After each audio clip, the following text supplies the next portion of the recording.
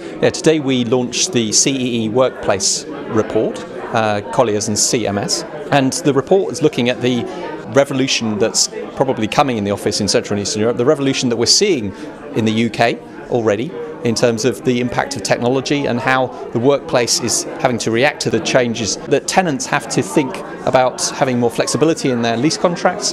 It means also that the onus on the landlord to make the office more relevant, maybe as a meeting place, is certainly spreading as an idea in Central and Eastern Europe. There are a number of trends that are held together with a common thread of flexibility. Flexibility is key to what I need to consider these days. Flexibility for our staff in terms of where they can work from home, a coffee shop, a big large HQ site, their client base.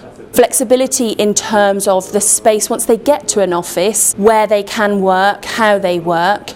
I definitely think we've seen the occupiers putting way more importance in terms of how their workplace functions, how it's designed, etc. Doing a full process and analysis of how they can kind of capture what they want their culture and their office to be, in the sense of how their office is actually designed from the beginning, which is a big and I think a positive step for Central and Eastern Europe. Investors would love to see 15-year-old long-term leases, whereas occupiers want flexibility. They want to have mixed use in the building, they want to have the ability to reduce the space from time to time, increase the space whenever they need it. And there's definitely a clash between investors and banks versus the occupiers. What you're going to end up with, you're going to get landlords who don't think about selling an office lease at the moment. What they're selling is a productive workforce.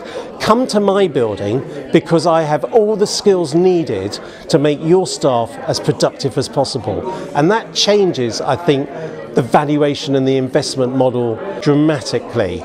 The spread of these new innovations is coming to Central and Eastern Europe. It is behind the UK, but we think that it's going to catch up over the next 2 or 3 years.